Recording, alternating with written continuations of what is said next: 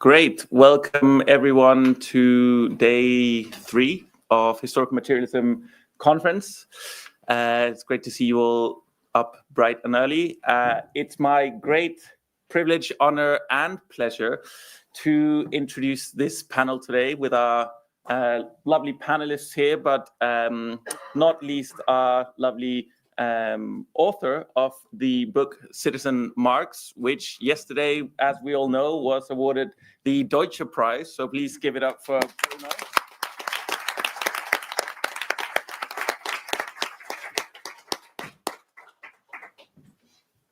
So today we'll hear from 3 esteemed critics. We've got Alyssa Battistoni, Barnaby Raine, and Amelia Horgan. And Bruno said he doesn't want to speak first, but hopefully we will hear something from Bruno today nevertheless. And then there'll be time for questions from the audience as well. So if we want to start with Barnaby. Yeah, great. Ooh. Hello. Hello, everyone.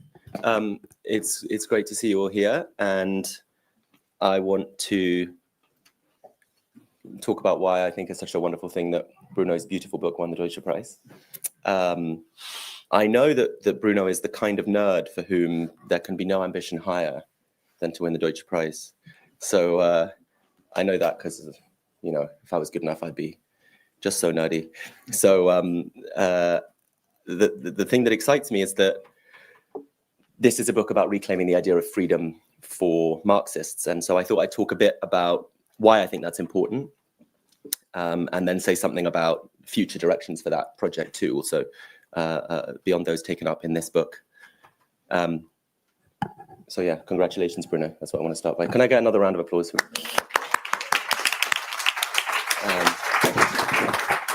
So I think that it's telling that there's a turn to an interest in theories of freedom across a wide range in the Republican revival that obviously was set off after the Skinner and Pettit works by William Clare Roberts and Alex Gurovich's work, and now Bruno turns to theories of social freedom in a Hegelian cast, in work by Martin Hägglund and some of his students now in Søren Mau's work. And I think that there is something important about breaking with a certain kind of 20th century model that Bruno is trying to do and that others are trying to do, where the key concept of a 20th century imaginary into which Marx and Marxism were placed was the concept of the economy, which is not a concept with which Marx worked with the definite article. In that imaginary, which became certainly in Britain a social democratic imaginary, elsewhere the politics were different, the economy was imagined separately from the state, and socialism was a politics of the economy in which the state was supposed to intervene in the economy or plan the economy to deliver certain ends like distributive equality or full employment.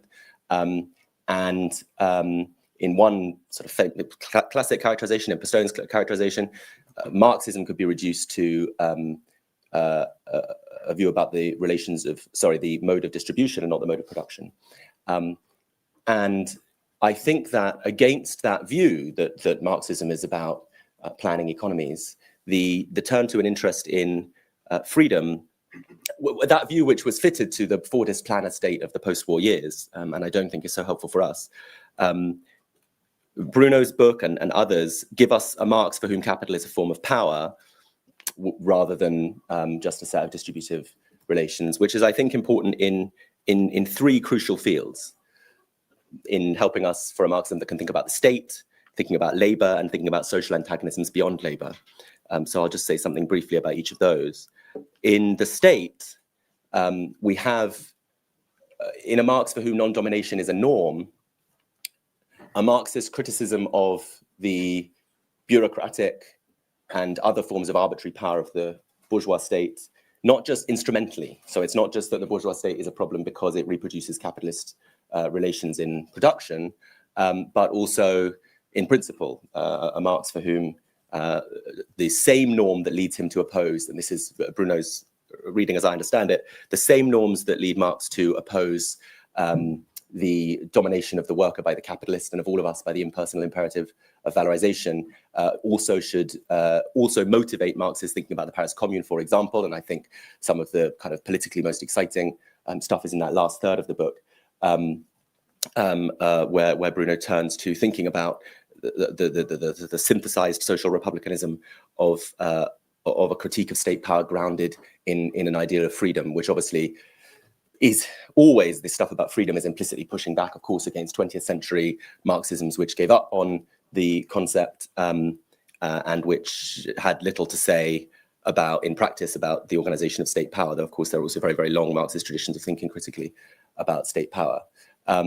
So firstly, I think that the focus on freedom allows us to think critically about the state and not to valorize the state, as social democracy does, as that institution which can help us to intervene in a separate thing called capitalism, which is an economic system, in which case we're left with no criticism as socialists, as Marxists, of bureaucracy, for example. Secondly, in thinking about labor, rather than just thinking about the distribution of the product, thinking about the process of production as a process that involves relations of domination. So it's not enough to say that as socialists we want bosses and workers to be paid the same, or bosses and workers have the same healthcare or education, which are all better things than bosses and workers having radically different lives where workers starve or don't get healthcare. But to say that that's the limit of our horizon is to imagine in a prison that emancipatory politics means trying to ensure that the prison labor and the prison wardens get paid roughly the same, rather than abolishing the prison itself. And so I think that the return to a critical focus on the activity of labor and the forms of domination that are involved in it is a very welcome, again, corrective to the social democratic distortion of Marxism that I think Bruno is kind of writing against. Though I will say that the focus on domination gives you a political focus rather than also, as I think is there in Marx and is some of the stuff that I find richest and I think is less present in the Republican reading, the social theory of immanent possibilities in capitalist life given by machinery. That is to say, the theory not only of the domination by which the individual capitalists dominates the worker and the market dominates everyone, but also the positive content, which I'll say more about in a second, which is the possibility of life beyond wage labor, given Marx thinks, I think, by the development of capitalism itself. So I think we can think in other ways about labor, but I think that the Republican reading helps us to do that. And then lastly, a cause that I know is very dear to both me and to Bruno's heart, which is a Marxism that, if it's opposed to forms of domination, can clearly ground a feminist politics and anti-racist politics, not in terms that require departing from or adding to Marxism with a different exogenous set of claims, but rather from claims integral to the structure of this view of Marxism itself. If you think that the capitalist, and in Gurovich's example, it's important that the Knights of Labour in America were an actively multiracial organization when some socialist unions weren't. If your opposition to capitalism is that it makes some people poorer than others, then you might think that would leave you with little to say about forms of power that are not making people poorer directly, but are about humiliation, are about the degradation of the cop who harasses you in the street and knows he can get away with it. But if your opposition to capitalism, indeed, if you think that Marx's opposition to some people being poorer than others hinges on the relations into which we're forced when we lack things, the relations that we're compelled to enter by virtue of the fact that I can't afford to eat. The problem is not simply that I can't afford to eat, but also that by not being able to afford to eat, I have to go and sell my labor power to someone else, which puts him in a position, or her perhaps, of power over me. Then clearly the sorts of concerns that motivate, for example, anti-colonial politics, that motivate. That's the book, by the way. That's the book, by the way. However, I've had 2 hours sleep because I defended my PhD last night. So I hope that this Big is all... congratulations to Barnaby. Thank you. Thank you. I love this man and I love this book and hope that on 2 hours sleep this is sort of roughly making sense to you. And I just want to do a quick quiz just to piss Bruno off. Who here thinks that Bruno's argument, you know what I'm going to say? Yes, I do. Yeah. Who here thinks that Bruno's argument is that Marx was a Republican? Shit. Yes. Shit. Yes. One. Yes. Yeah. No. Raise the hand high. Yes. Yes. I was really hoping for more than that. Okay. Yeah. Thank you. Thank you. Okay. I have argued to Bruno that he's very upset that people. Well done. Yes. Raise the hand. Yeah, you're totally wrong. So I have argued to Bruno that. So he's very concerned that people think he's saying Marx was a Republican, when in fact he's putting Marx in dialogue with a tradition of Republican political economy in the 19th century that presupposed small agrarian, or not necessarily agrarian, but certainly petty production, small production, and the ownership of the means of production directly by the producer, artisan political economy. Whereas Marx was, this is where I talk about machinery. For example, Marx was interested in the possibilities of socializing production on a large scale, not the, think about that sort of triadic dialectical structure of the penultimate chapter of Volume 1 of Capital, where the expropriators are expropriated not by individual artisans, again, owning their small farm, but in a social act of collective management of wealth. So that's why Marx wasn't a Republican. Is that a decent gloss? I have said to Bruno that I think the confusion is that his argument, and this is, I'm very pleased with this, because this is me trying to sound like an analytic political philosopher, which is not something you should ever do. You know, Jerry Cohen's nice, but that's not because he was analytics, because he was a Jew. But I said to Bruno that his argument is not that Marx was a Republican, but it may be that Marx is a Republican in the sense that the contemporary neo-Republican themes around non-domination, on an alternative account, non-dependence, and we can get into, if people are interested, why I agree with Bruno that non-domination is a better account of Republican freedom, non-dependence. But so don't go around saying that Marx was a Republican, but I think you can say that he is one. And so I think that look, if you gain an understanding of Marx that allows you to think about the state in critical ways, that allows you to think not just about the distribution of the product, but the activity of production in critical ways, and that allows you to connect the activity of social production to the production of social relations that are outside that terrain called the economic in the 20th century parlance, like relations of empire, relations of race, gender, then I think you've gained quite a lot for a kind of good foothold on a Marx who's going to set you in a good political direction. And I think all that is gained by the neo-Republican reading. But I don't think that negative freedom can name the whole of our goal for an emancipatory politics. And one thing I cherish about Bruno here is the openness to the kind of pluralism of his thinking. So a few years ago, there's this awful prize called the Deutsche Prize, which is not worthy of very much respect. And a few years ago, William Clare Roberts gave a lecture and said, look, Marx has negative freedom, and he seems to also have accounts of positive freedom. And Roberts says, and the negative freedom accounts are preconditions of the positive freedoms. So you need not to be dominated by an alien will in order to have the kind of flourishing, in the Grundrisse and Marx's languages, rich individuality or free individuality, which is the category of freedom that interests me in Marx most. You need not to be dominated by an alien will in order to have this lovely image of a free individuality. And I think that's right. I think the negative freedoms are preconditions of the positive freedoms. But then Roberts says that Marx apparently was interested in skull measurements. Which is not a good thing to be interested in. I think, I mean, I haven't actually looked into this insult from William Clare Roberts, but he says that Marx has some strange interests which we can sort of avoid in reconstructing a Marx that we can really relate to and enjoy and like. And all his stuff about positive freedom is one of those strange interests.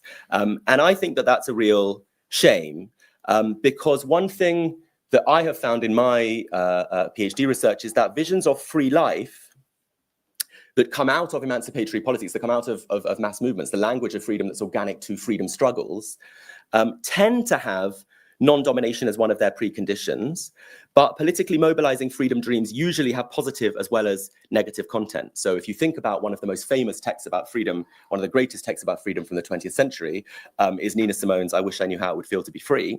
And she wants to break all the chains, she wants to remove all the bars, and then she wants to live like I'm longing to live, to soar to the sky and look down at the sea. I did consider whether I was going to try and sing now. And I think it's telling that that's sort of normal, that when people think and talk about freedom in process, in involvement in freedom struggles, they have a conception of the thing that they're trying to remove, and they have a conception of the good life that they're trying to live. And free life is not a moment, as in liberal non-interference, the moment of not being interfered with. It doesn't just describe an action. Freedom on this view describes not a kind of action, but a kind of person, a free person, an enduring condition over time. I think the Republican reading, which makes freedom a status, in contrast to slavery, gets to that. But that status is defined, I think, in emancipatory politics, not only as the removal of chains, of prison bars, but also as the ability to live a good life, just as Isaiah Berlin was crafting the dreadful text that I think has worried too many Marxists too much. The Fifth Pan-African Congress in Manchester declared we want the freedom to live and to create forms of beauty.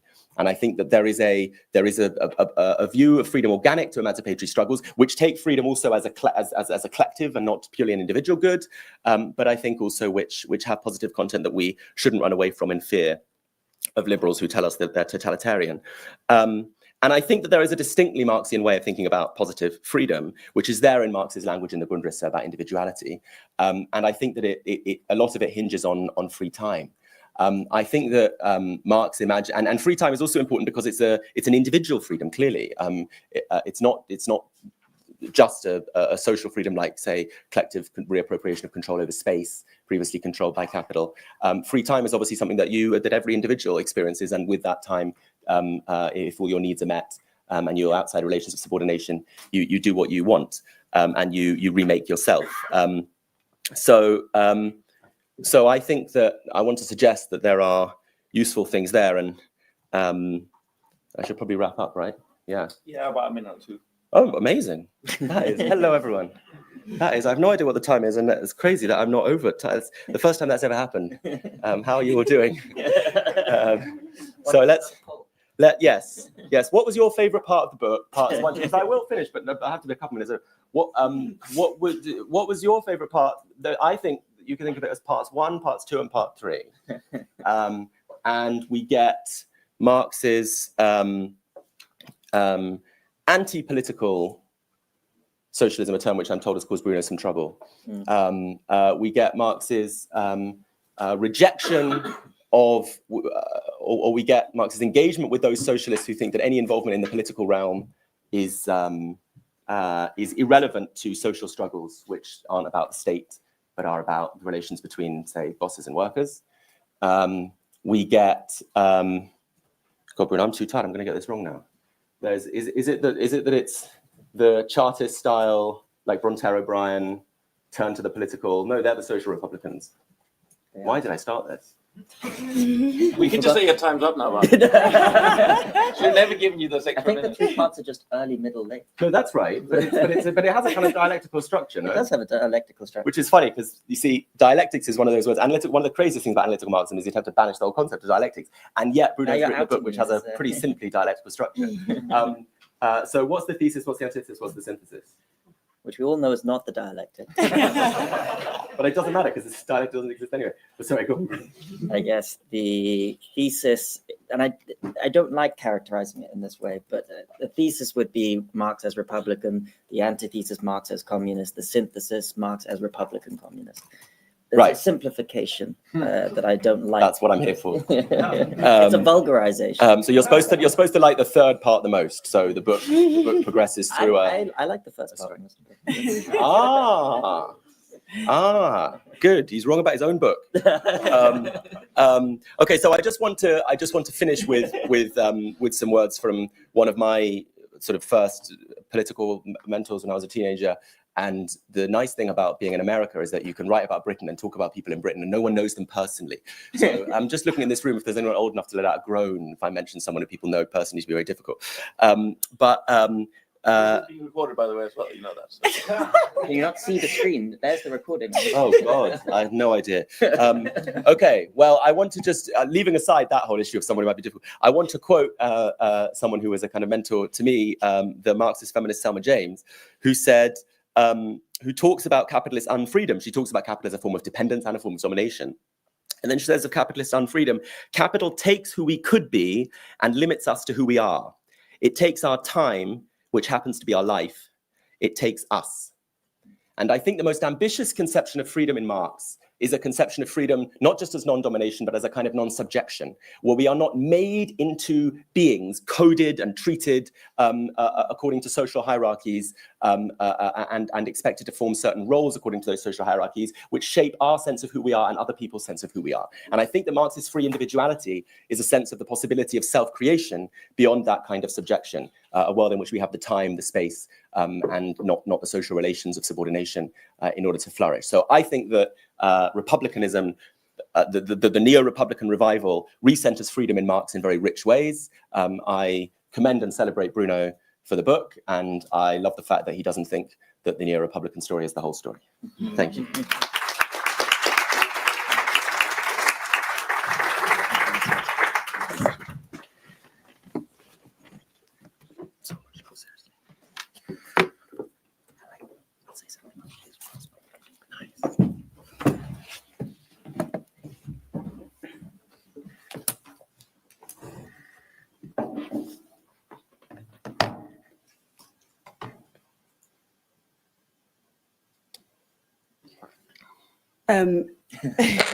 Is this the right level? Okay.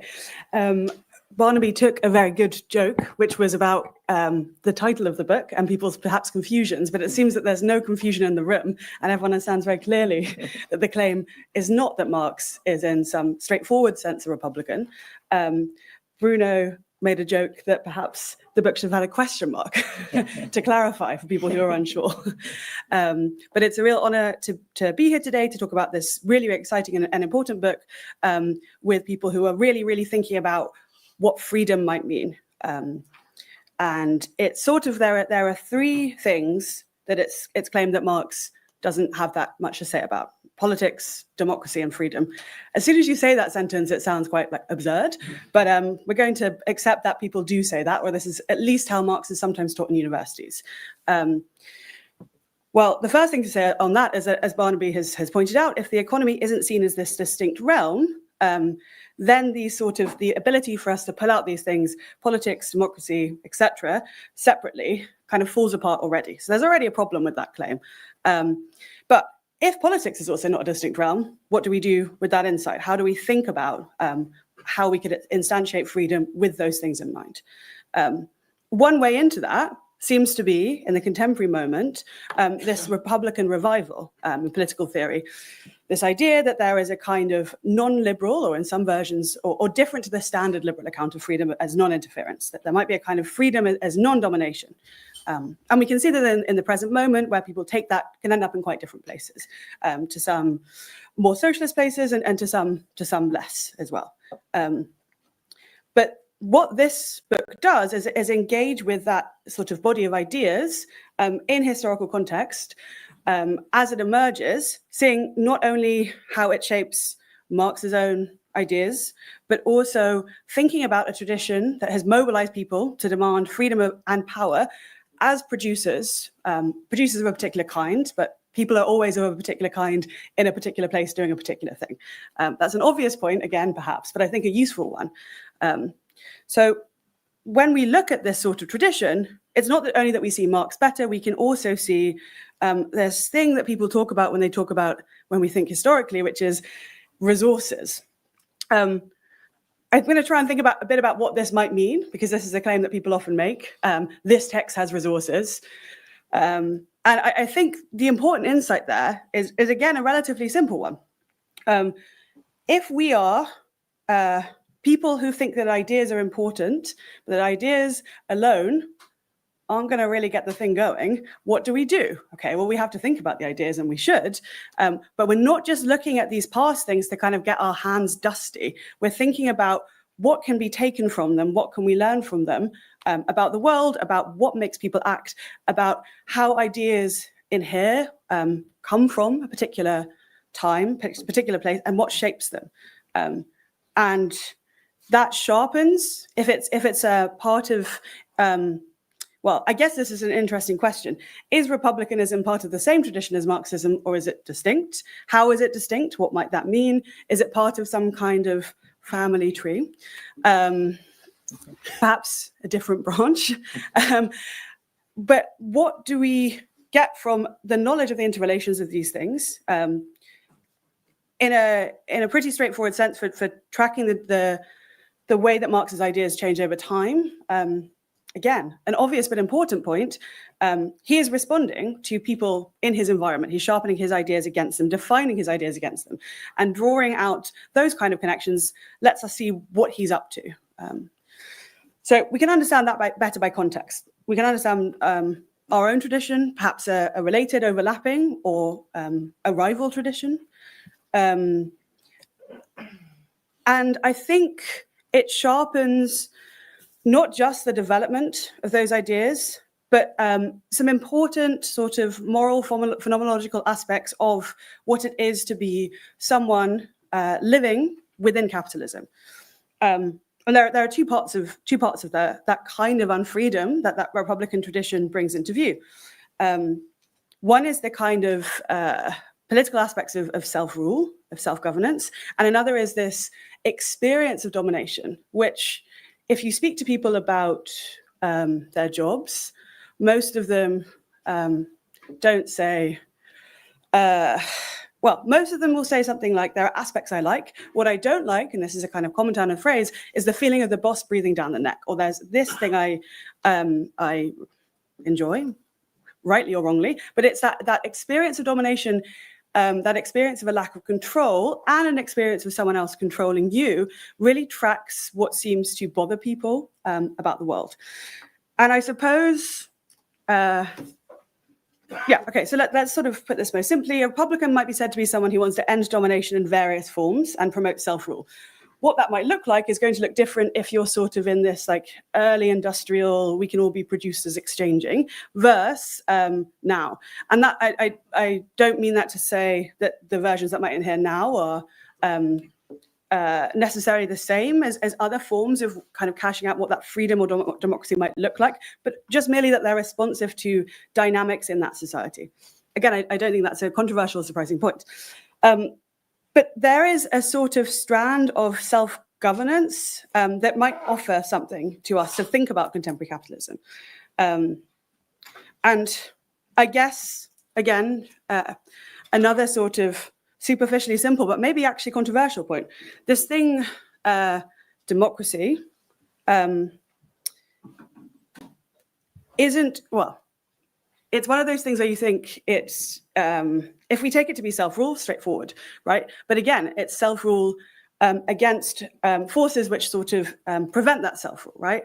And this is sort of like situated and negative rather than positive necessarily in terms of its content. So it might be self-rule against all the bosses. It might be self-rule against an occupying genocidal force, right? It could be all kinds of self-rule.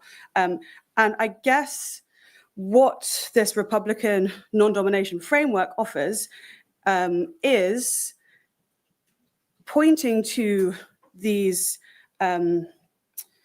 sort of ways in which that desire for freedom appears in different places and at different times. I guess, that one of the final points I want to make is that there's sometimes a suggestion, and maybe this we can talk about more in the next section or the questions, that this kind of Republican freedom might be incompatible with a Marxist sort of social freedom or Marx's social freedom. It might be, okay, so there are two claims there. One, that it might be distinct, and second, that it might be incompatible. And the first thing to say on that is that as we see, Marx does distinguish himself from this tradition. He moves away from it, or he moves sort of around through it, all of these things. So in that sense, it might be said to be distinct, or it draws out different things. But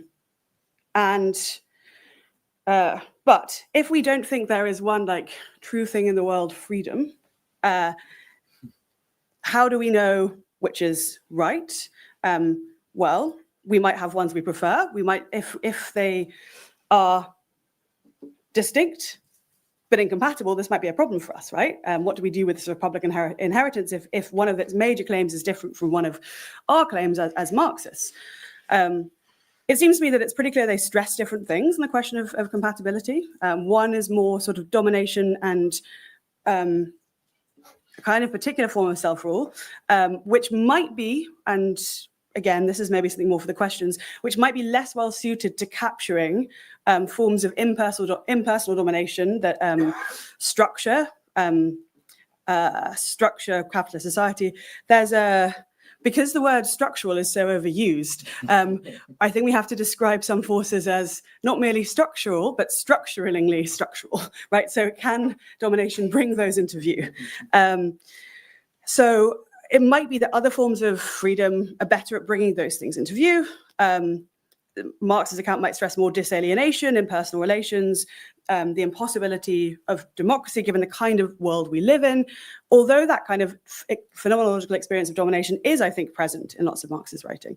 But the kind of final point I want to make there is that there is a way of making them compatible, and I think quite an interesting one, which is that if we sort of see non-domination as a precondition for other kinds of freedom, like it's a different kind of horizon, a sort of middle horizon, then it might be that we can have a kind of a way of it being, well, this is kind of, Amy Allen makes a point about Foucault, which is that Foucault's notion of emancipation as freedom from a state of domination is an emancipation without utopia. So it kind of clears the ground for future practices. This might be the case and opens up room for different forms of experimentation. So in this sense, a horizon of non-domination might be either compatible with a kind of pluralistic view of freedoms, or it might be a precondition for others to take place. And I think the most important thing to say there is that this kind of nexus of connections between democracy, self-rule, domination, control, speak very clearly to people about their lives, the world in which they live, and the ways in which they suffer in it. And I guess it leaves us with a kind of practical and an epistemic question is what do we do with these traditions and their conceptual inheritances? What do we do with this thing we have from history? And I suppose it's a conference, so one of the things we have to do is think, but we have to think about the ways in which we think, right? We're dealing with historically situated knowledge, and I don't want to shock anyone, but we're historically situated. This presents some problems for us in terms of what we can think, what we can know, especially when it comes to things like freedom and politics and democracy, where we're not necessarily going to land on the true answer to what these things are. What we can do, I think, is think about ideas as ways of seeing the world, of cutting up reality. Ideas aren't sort of like true or false in that sense, although some can be more or less accurate, obviously. But ideas have to make action. That can only happen if you actually have agents, right? But what do? We have to think about how ideas reveal things about the world, diagnose things about the world, propel people towards action, cohere different actors, and point to political horizons. And there are ways in which the Republican tradition seems sort of apt to do that I think are very interesting, and that our ability to do so and to think about that kind of freedom is made much easier by this book and by the kind of really important historical and theoretical work that's taken part in it. So I guess the final point I'll leave us with is, yes, these ideas, these versions of freedom might not be incompatible, but we have to take seriously the ways in which our capacities to think come from collective action, but also it's not enough for us to say, well, we'll leave it to the movements, they'll come up with a better idea. There are ways in which we can assess what ideas afford us, ways in which they can reveal things about the world, and point to agents, solutions, problems, point us to horizons of freedom, which is where we all want to go. Thank you.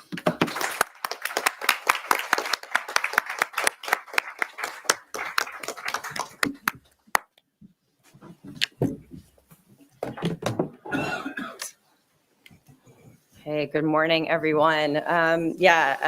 Thanks for coming out on Saturday morning, and thanks to Bruno for this great book, and congratulations again. I will sort of start off by, echoing many of the praises, and I think my comments will touch on some points that both Barnaby and Amelia have raised, but hopefully also go in some new directions. But, just to reiterate, is a really impressive and just work of both writing and history and thinking in so many ways. It really does, just the amount of material that Bruno has gone through, both archival controversial and published, and sort of the way he's synthesized that with currents in political theory and his own thinking is really impressive. I learned a lot about Marx's engagement with the Republican tradition. Again, not a personal republicanism, but also about his political thought more broadly. And I think Bruno's very good at tracking, as we've heard, changes in Marx's thought. He's really good at sort of showing us how Marx's thought develops. He's really attentive to the specific things that Marx is arguing at different times, but he's not overly pious, I think, in reading Marx also in a way that I really appreciate. Sometimes we get exegetical or historical works that just sort of tell us Marx said this, Marx said this, Marx said this. But Bruno's really good at, I think, being honest to the places where Marx changes his mind, where the evidence is thin, where maybe Marx didn't really have a super worked out idea. And he's not afraid also, I think, to depart from what Marx actually says to sketch out some possible implications and ideas that might take us beyond that. And I'm going to ask a question about that later. It's really good at drawing out questions of these political questions, again, of sort of power, authority, rule, located both in some of Marx's explicit writing on things like Aristotle's constitutions or Hegel's state, but also in his thinking on political economy. So there's I really love the discussion of how the capitalist rules over the worker, and there's such great material there that I think we've often referenced, but I think that Bruno's discussion of sort of the despotism, the autocratic, the barracks-like discipline, the private legislator, the private jurisdiction, just brings together these many places that Marx is sort of really just articulating this very political concept of rule in the workplace. It reminds me of just how bizarre it is that Elizabeth Anderson's private government has so little on Marx. It's just absurd. And so this is really great. And I think the idea, I've been trying to think about capitalism as a form of rule, and I think Bruno's work is really helpful in developing that. So and that work, that sort of piece also really, I think, nicely connects this. Again, this sort of shows us how this political idea is really fundamental to the critique of political economy, or maybe the political critique of political economy or something. I don't know. We need a way to think about that through thinking about the discussion of domination's role in things like exploitation and profit.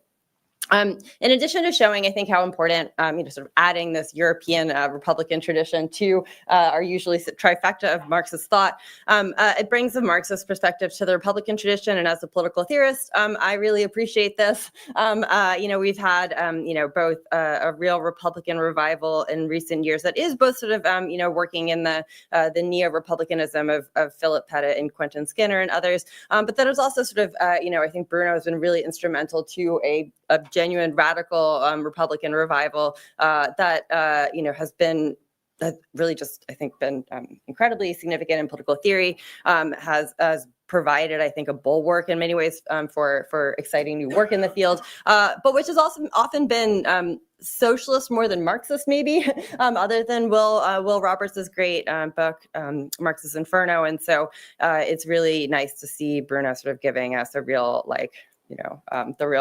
the sort of Marxist perspective on this. And, it's also, as a political theorist, surprising but delightful that political theorists have won 2 Deutscher Prizes in recent years, which I feel like, a few years ago would really have not been predictable. So good for radicalizing political theory.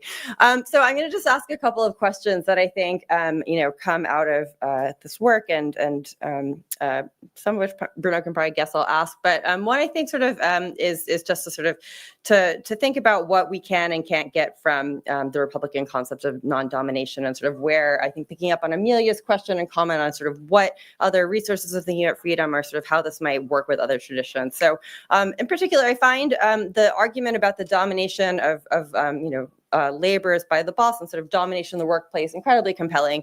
And so too the argument of the structural domination of labor by capital, or this is, I guess, Alex Gorbacz's term, structural domination, but the fact that although proletarians don't have to sell their labor to any particular capitalist, they have to sell their labor to a capitalist in order to earn a wage with which to survive.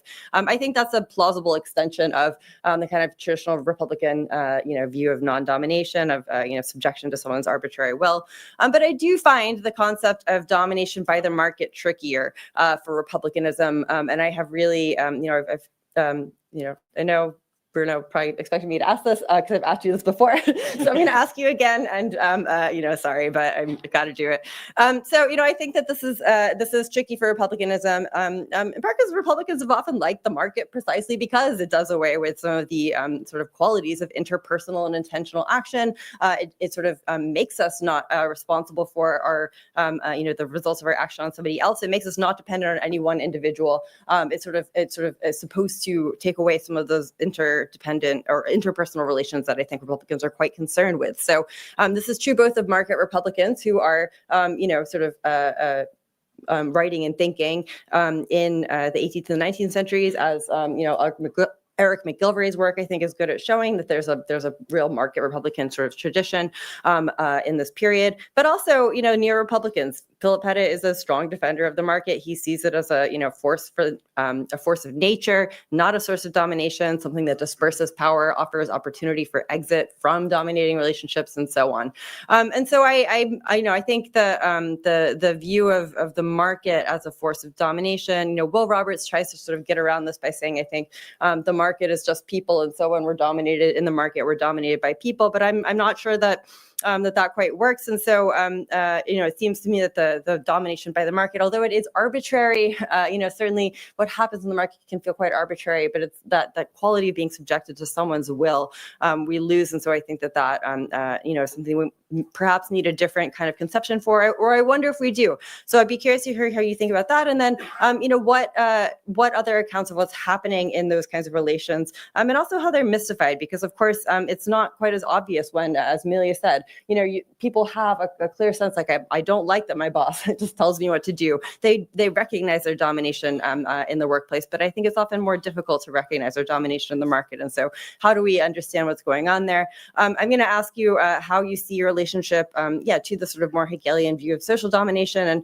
and maybe sort of spark some comradely discussion and debate between people in this room. So I was on Michael Lazarus's panel for his great book, Absolute Ethical Life, yesterday, and everyone should read that book too. But it is, and it's advancing, also a Marxist concept of freedom, but that is rooted, and you guys are both reading Aristotle and Hegel and taking them very different directions, so that's also really interesting. And so I asked him about Citizen Marx too. So I'm gonna make you both talk, but in any case, do we need something that's thinking more about this form of social domination that has to do with our that is not just about interpersonal domination? How do you see yourself in relation to a sort of more Hegelian tradition? We're thinking about Soren's work on mu compulsion, so maybe we can get a little back and forth going here, and figure out whether and how we're going to reconcile these different conceptions of freedom. And here too, I think you argue that Marx's republicanism informs his later communism, and that is really persuasive. But then I wonder if his communism, informs his republicanism and sort of modifies some of those concepts a little bit more than we're seeing here, or more than sort of explicitly stating. I also wanted to ask a little bit about the status of the independent producer, which is, as sort of like long the figure of republicanism, the yeoman, and so on. And you have this great discussion of the ways that Marx's view of them diverges from the other Republicans. So he thinks that small producers will fade out and be replaced by large-scale capitalist production. So we have this sort of, that is, place where he's departing from the Republican view of, you have the independent, self-sufficient small producer. And yet, I think that has not necessarily happened to the degree that he suggests. Small-scale production has persisted, and it's not necessarily non-capitalist. And here I think of Jairus Banerjee's work on precisely some of these small producers, and his argument that the relations of exchange that pertain between small producers and the monopsony buyer or merchant or trader constitutes the domination of capital over the small producer, characterized by a compulsion specific to capitalist relations. And I wonder if this is something that republicanism can help us think about this sort of mode of domination, about sort of the space that Marx sometimes talks about as something like hybrid subsumption, the power that the merchant, trader, banker, et cetera, have in a particular way. So, which I think is also linked to that question about linked to the question about the market, but also has a more interpersonal direct form. So I'd be curious about that. I have some questions about the relationship between republicanism and materiality, but I'm going to skip those for now. And I'm going to, just ask. I'm going to move to a sort of like more political method questions in a minute. But the last thing I'm curious to hear a bit more is just, again, as a fellow political theorist, to hear your reflections a bit about the reflection or the revival of republicanism and the explosion of this sort of new paradigm and the way it's become, in some ways, I think maybe the new dominant normative paradigm of political theory in recent years, and what we should do with that, especially what those of us who are Marxists and socialists should do in relation to that tradition and how we should engage it. Because there's this Jan Candiali has a paper that asks, should socialists be Republicans? I wonder about the inverse. Must Republicans be socialists, even Marxists? Is the concept of non-domination sort of unable to be realized, really, if we're not taking up a socialist or Marxist politics? And so what should we, maybe how might we push the rest of the Republican revival to, everyone to be a radical Republican, or do we need to do so? How do we think about that? Okay, so now I'm going to just ask some questions. I want to ask a question about like how you read Marx, that I think hopefully we'll open up to a little bit about like, what we do sort of moving forward from this work. So, again, this is a really great work of, history of political thought that's not, that's both very contextual and sort of careful with detail and situating Marx's thought and how he's responding to movements and historical moments and other thinkers. But that's also, not sort of so bogged down in the weeds that we're just sort of stuck too much in the details. And, I think Bruno does a really wonderful job of doing a good history of political thought that also has sort of political thrust to it. And, of course, one of the sort of key arguments and interventions is to say, as Amelia suggested, that contra sort of the way people often think or talk about Marx, that Marx does have a theory of politics, and he's thinking, he's has a lot to say about politics and democracy. And, I think you've done an incredible job of sort of showing us all the places where this, sort of the political is in his thought.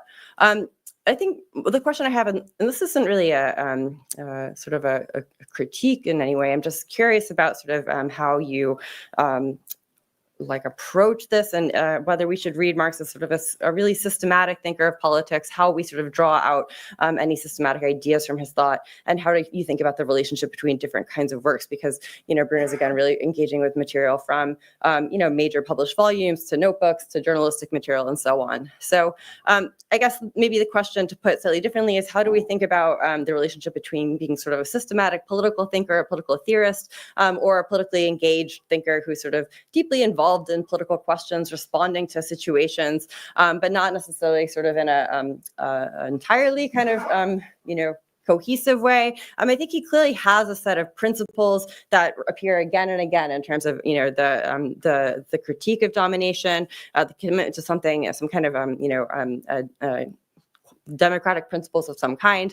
But, how do we then translate that into something of thinking about what, political, I guess, what the project of political theory is, or how we derive some kind of set of political ideas or institutions or commitments from that. So I'm just curious sort of how you've thought about that, kind of process of, reading Marx as a political theorist of a kind, and what that, what that means in some way. There's obviously been, I think, within political theory, kind of a charge of taking political actors seriously as political theorists. So seeing people like Gandhi and King who are engaged in political action and strategy as political theorists. But, Marx is sort of in this space where he's sitting and writing mostly on other things, but weighing in on the political moments of his time. Those are clearly informing his thought. So what is sort of the approach to that? I'm relatedly curious about how you think about, the kind of journalistic work in particular. I really, there's so much fascinating material in the journalistic work. But, this is also sort of a mode where I think it can be hard to develop a systematic analysis of journalistic work, since it's obviously much more strategically oriented, more targeted towards immediate interventions, picking up debates of the moment, supporting projects that might be sort of happening in a particular time, but not necessarily sort of reflecting a full set of principles. And you write about how difficult it is for Marx to write about to write sort of honestly in many places, given this threat of state censorship, or sort of write explicitly about some of his commitments. And so, I'm curious about how you sort of, your approach to his journalistic writing and interpretation, and the sort of esoteric reading of Marx's journalism.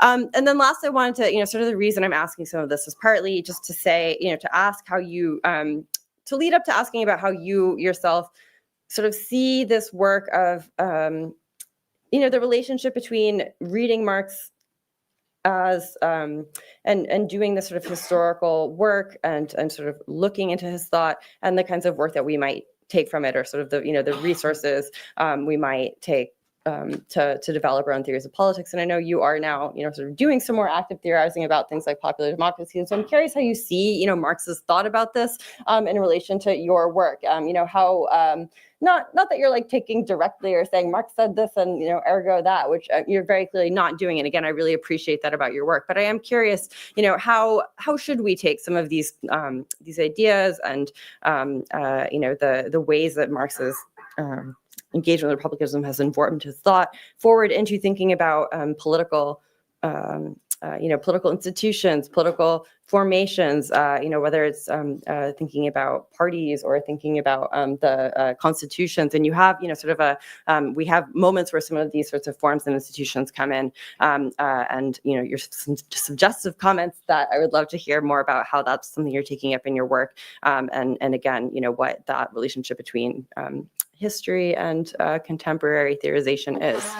But I will leave it there. A lot of comments and questions, but yeah, thank you again for this book. It's it's wonderful, and congratulations again.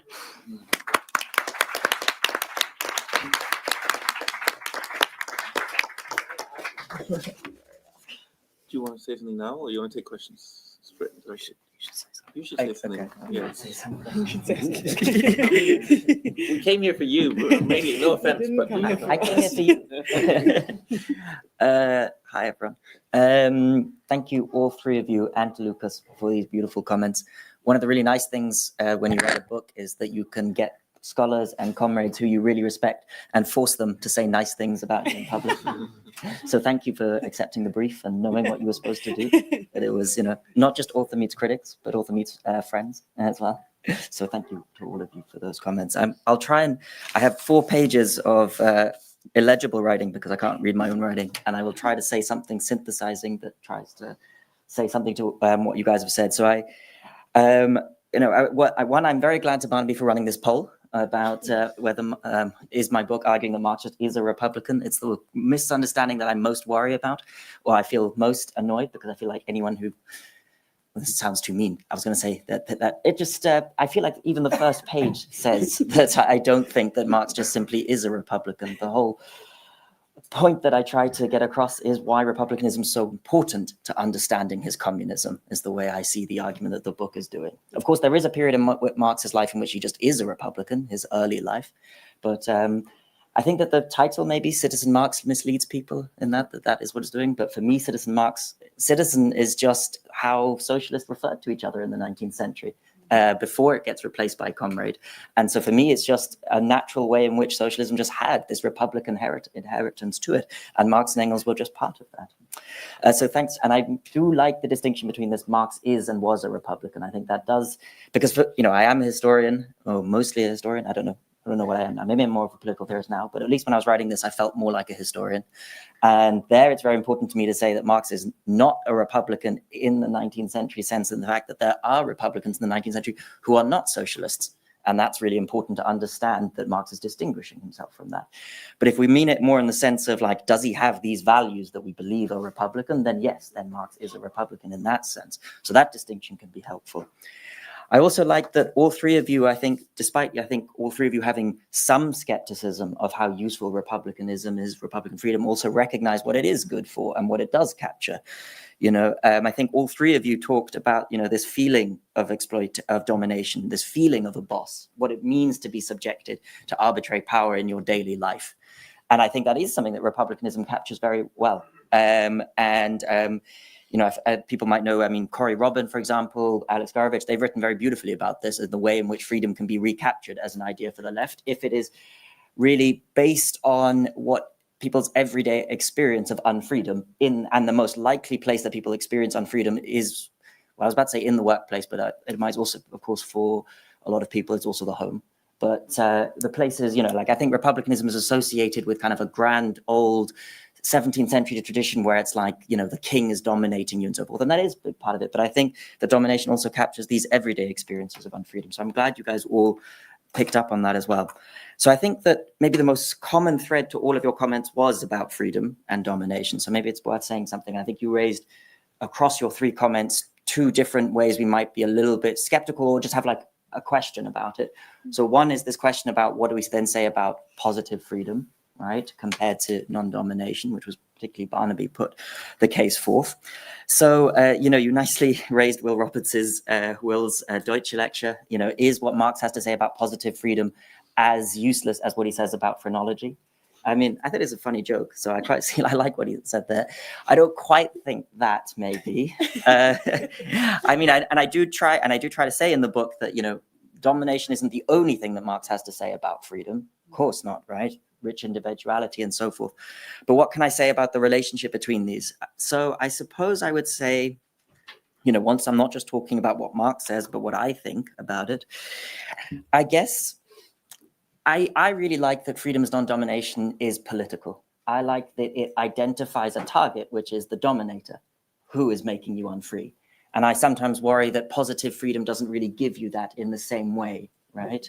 It's not as directly. So it can almost sometimes be an almost internal thing, the kinds of, inhibitions that stop you being a truly free individual. And I worry that we lose what is, for me, very important about domination.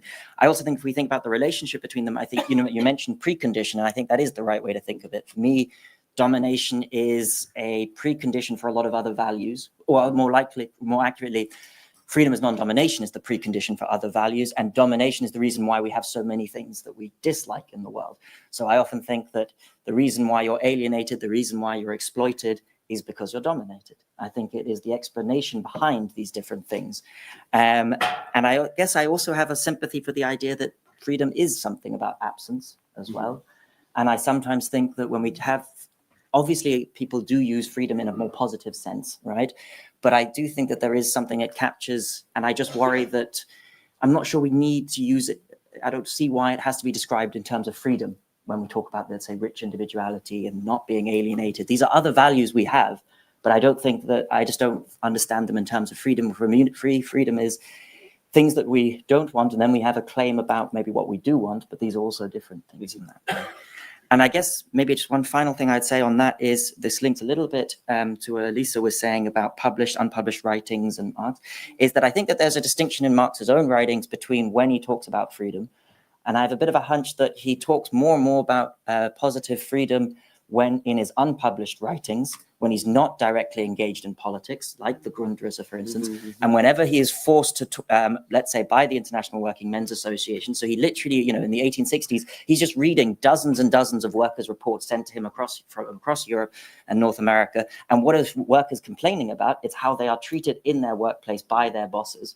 And that's when he is forced to talk about domination, and when he most resorts to being a German philosopher, right, that he carries with him, shame, is when he turns back to this positive freedom account. So I do think there's a bit of an unpublished political, philosophical divide there to some degree. So I'm accusing you of not being political enough, but right. That's what I'm doing. The first for everything. And then the other line of criticism or potential questioning that Alyssa and Amelia raised was about, can Republican freedom make sense of impersonal domination by the market? So I think you were both more positive about the idea. So the way I like to think about it, I don't think I say this as explicitly as I should in the book, is that domination in capitalism involves at least 3 faces.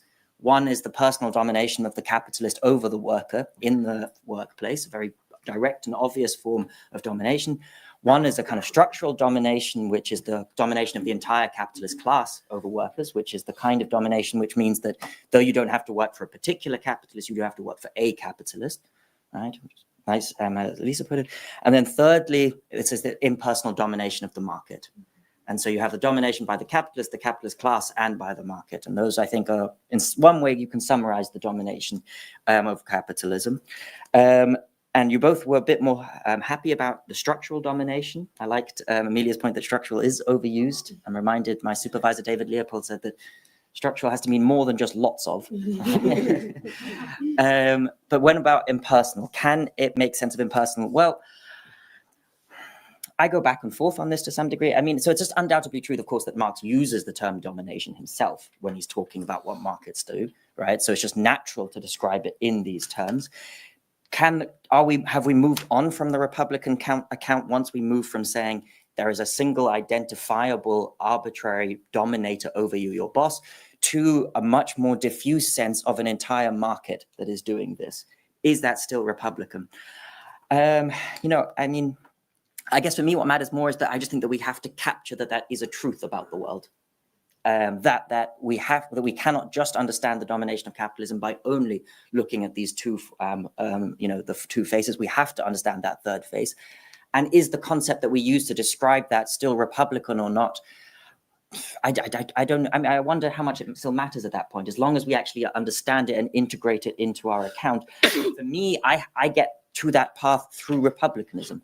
You don't have to get through that path. I mean, everyone gets through that to a very different, I mean, there are different ways to come to that point, but the point is to get to it, I suppose. And for me, the story is natural to come from republicanism, I suppose, but maybe because of the historical story, maybe for some of the reasons that Barnaby raised. I think that republicanism domination gives us this account of like all different kinds of domination that exist in the world, right? So I guess that's a little bit what I would say on the freedom front. And I wonder, maybe I'll try and say a little bit about, well, so I think there was a useful point that Alyssa made about what do I think about this revival of republicanism? And, like not all republicanism is great, right? Obviously, there's capital R republicanism, right, in America, which is, not great. There's the kind of boring republicanism in the UK where what is the organization Republic, which is just, the Lib Dem version of a republic, and that's not very exciting. But these are just not republicanism for me, right? I suppose. Not that any of you said that, but I mean, I think the revival has done a great degree. I mean, I don't want to go bore people too much into the details of what's going on in political theory. I mean, I think that the big exciting work has been done conceptually, right? I worry now a little bit. For you. What? Well, that's kind. I worry a little bit. Political theory has this tendency. People might know about the luck egalitarian debates of the 90s, which is one of the worst things that political theory has subjected the world to, where it's became an ever finer account of what equality might mean. And I think we're also getting to the stage where it's like an ever finer account of what freedom as non-domination means. And I don't really see the value at some point, because I just think that we've understood now, right? The boss dominates you. We have an account. That was a value that wasn't properly articulated before. We've got that. So I'm glad for that, and I want more Republican work and so forth. But I worry about going. This is a problem about political theory and political philosophy, I suppose. Just going endless debates about the a concept. So this I don't find very exciting for sure.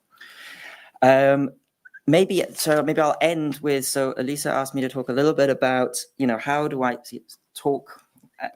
What the book has to offer and to say for now about popular democracy. I mean, so Amelia raised that the book offers resources, which is I like that term. I don't like the term lessons. It seems to, I think it's Kristen Ross who has a nice, that resources is a broader and less strict sense than lessons. Did I say lessons? No, I don't think you said lessons. No. That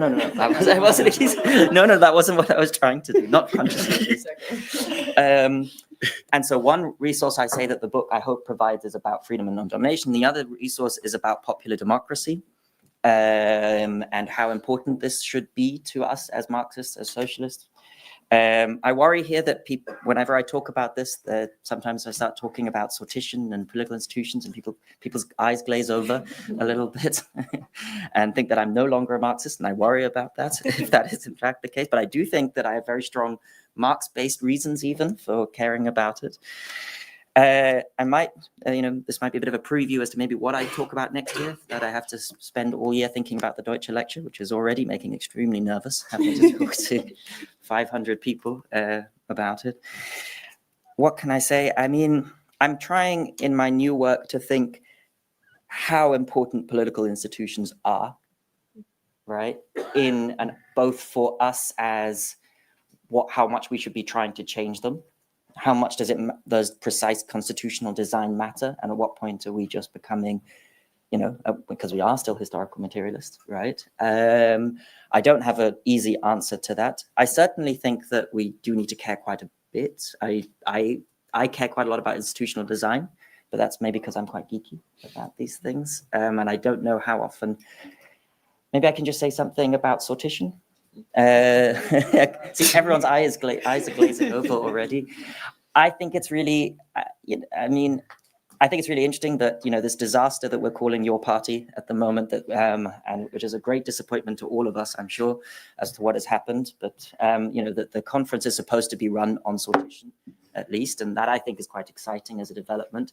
I think that it is a tool that is underused in, let's say, for all kinds of reasons, because I think sortition has very important anti-oligarchic properties. That is the nature of the selection mechanism.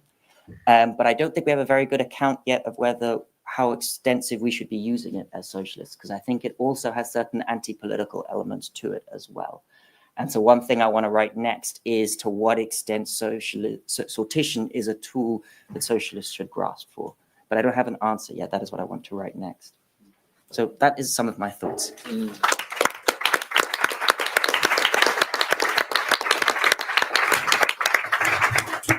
Thank you so much, Bruno. We